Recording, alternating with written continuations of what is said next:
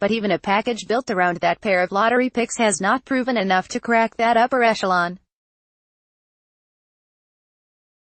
In fact, for all the talk of a willingness to trade up in this draft, teams besides the Clippers are finding that the asking price for a top 5 spot is far too much.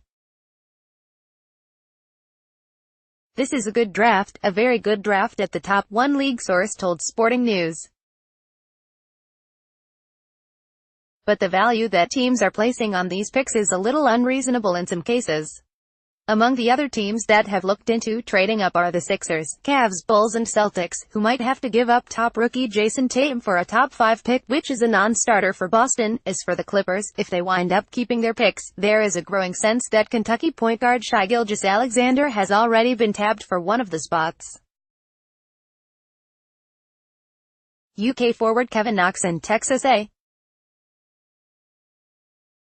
Raptors stuck on trade talks. Of all the big-name players the Raptors could use as trade bait, Kyle Lowry, Jonas Valanciunas, DeMar DeRozan, and as much as the team is hoping to find a way to slip ahead of the Clippers to land Gilgeous-Alexander, their trade options are limited by 2 hefty contracts and a center market that makes Valanciunas more valuable to Toronto than anything they'd get back. League sources believe that the most likely trade the Raptors are to pull off this offseason is a salary dump of Norman Powell, who fell out of the rotation last year and saw his numbers plummet. Powell played just 40 total minutes in the postseason this year, and he has a 4-year, $42 million extension kicking in on July 1.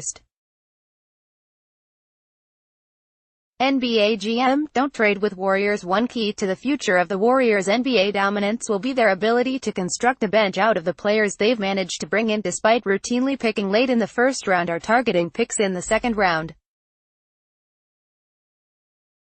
There have been plenty of successes with that: Kevin Looney, Patrick McCaw, Jordan Bell and, most notably, Draymond Green. The Warriors have the 28th pick this year, and many front office types will be nervously paying attention to the player Golden State takes, hoping it's not someone they had high on the board but narrowly passed on. One candidate for that pick who fits the Warriors' mold: versatile, athletic wing Melvin Frazier of Tulane, who worked out for the team this week. No matter whom they pick at No. 28, the Warriors will again look to purchase a second-round pick in this year's draft, a source told Sporting News.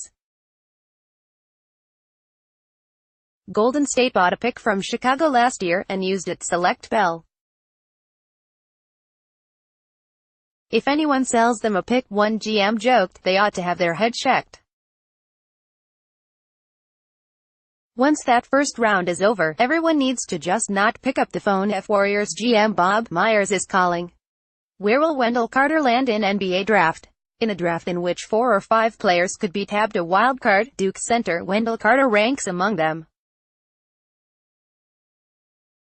Carter is one of the few top prospects to work out for the Grizzlies, who own the No.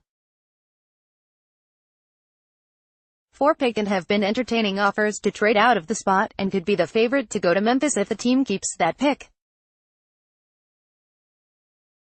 Of course, Carter, who said he models his game after Boston's Al Horford, would have one of the best players in franchise history in front of him at the center spot, Marc Gasol.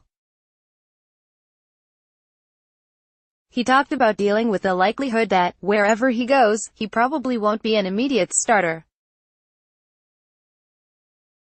I would just come in and try to outwork whoever is in front of me, Carter said. That's the beauty of the beast.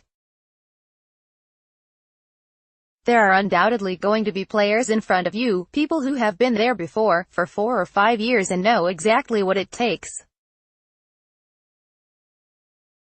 I would learn those things, and let the best man win.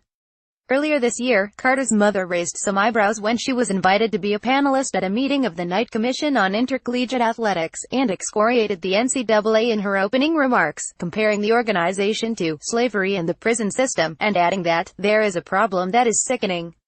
Those comments were largely taken out of context, while Kylie Carter was particularly harsh on the NCAA. Taken in full, she laid out a case for better academic options for basketball players and wondered, why can't they go to college and get a 2-year certificate in this professional sport that they are pursuing if they are that talented, so that they are aware and educated on the business of the sport. Asked about the comments, Carter said, "My mom is my mom, she has her opinions. She doesn't mind sharing them." Carter went on to explain that his mother's comments were misconstrued. "A lot of people probably thought what she was saying was that players are slaves and coaches are slave owners," he said. "But that's not what she was saying at all. It's the fact that if you go to college, you're not paid for working for someone above us, and the person above us is making all the money. Not talking about merchandise or food or free education, because if that was the case, they should allow players to go straight out of high school instead of forcing them to have 1 year of college, which does not do much in terms of academics." Carter, for his part, said he intends to finish his degree after he is drafted.